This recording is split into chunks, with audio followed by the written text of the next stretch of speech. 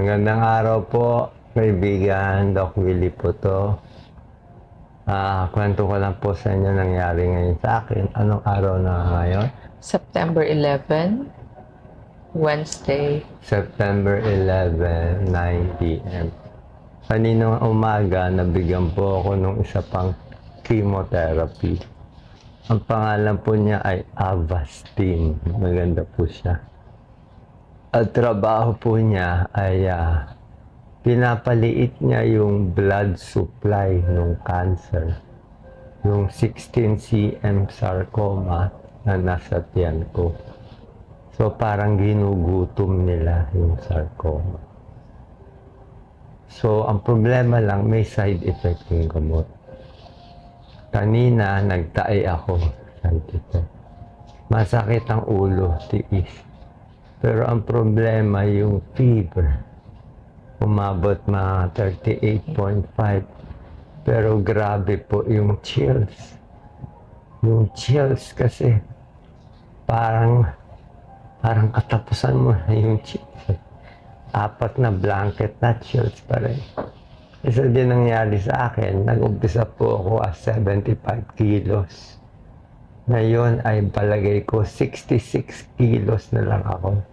Kasi puro extravascular space of water. Ibig sabihin, yung tubig wala sa loob ng blood vessel, nasa paa, nasa hita yung manas. So kahapon, 4 na litrong tubig na nilabas ko. Ngayon, 3 litro.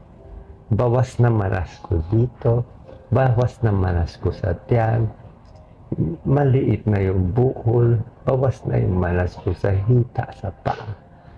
Ngayon, ang manas ko na lang nasa paa at ankle.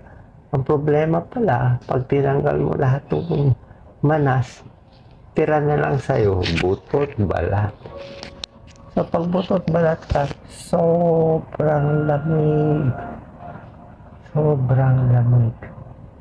Bakit ko ginagawa ito? Gusto ko po mabuhay. Maswerte po ako. Nakapunta po ako dito sa Singapore. Pero lagi po ako nagigilty. Kasi ayoko, ako lang meron. Hindi ako papayag, ako lang meron. Isang tingin ko pa lang sa bilis ng gamutan nila. Ang bilis, speed, ang coordination, ang bilis. Grabe. Sa araw, pipilit ko idala yung bilis na to sa ating bansa. Pero hindi daw madali. Hindi daw makukuha ng 1 taon, 5 taon, 10 taon. Aabutin daw tayo ng 50 taon, 50 years. Hindi ko bakit 50 years.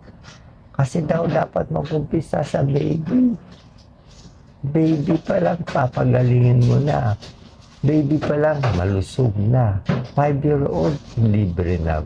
Pagkain, bakuna. Grade school, high school, dapat lahat libre. College, lahat libre. Para pag libre lahat, makakakuha tayo sa 1. Palagay natin, 50 million nag-aaral na libre. Marami tayong genius. Tapos yung pinakamagaling sa 50 million natin na nag-aaral, papadala ng gobyerno libre. Libre sa Stanford, sa New York. Ibig sabihin yung mga genius nila, papadala dito, papadala doon, libre lahat. Pag libre na sa lahat, pagbalik dito, genius na sila. Ba't sila genius? Kasi nga, bata pa, kompleto nutrition, walang bulat eh. Magaling mag-aral, hindi bagsak sa math, hindi bagsak sa science, libre lahat. Yan ang ginawa ng Singapore. 50 years, kayo nagsasabi magsi-Singapore tayo, kalokohan. Pwede tayo mag-Singapore, umpisa tayo sa 0. Start natin. Gusto mo ako mag-start. Pag nabuhay pa ako, i-start ko. Promise ko. Pero malabo na ako. Ang kalaban ko matinding sarcoma. Ang chance ko siguro mabuhay, baka 10% na. Pero promise ko, pag itong 16 cm bukol lumiit, tulungan niyo ako. I know malabo naman yan. I know malaking chance mamamatay naman ako. Malay na, may iba gumaya sa akin, ma-inspired. Who knows? Miracle to. Pag gumaling ako, miracle to. Pagdasal niyo po ako para mabuhay. Pero kung ayaw nila, okay lang naman, alis na ako. So, isang araw nakikita ko na yung nanay ko, pinukuha na ako.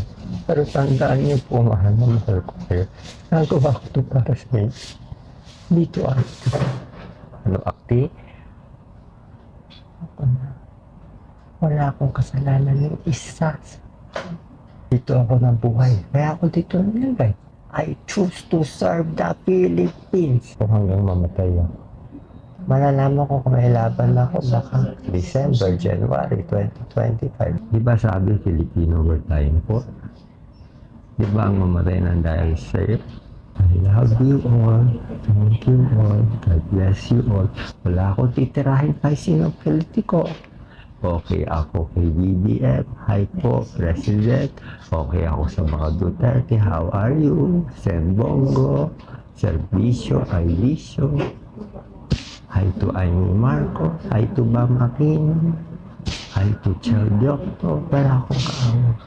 Please, let us unite. Let us unite. Please. Please, tama na ako. God bless you. I love you. Thank you. Sa bashers, no problem. Bash mo ako, tulungan kita. Bash mo ako, tulungan kita.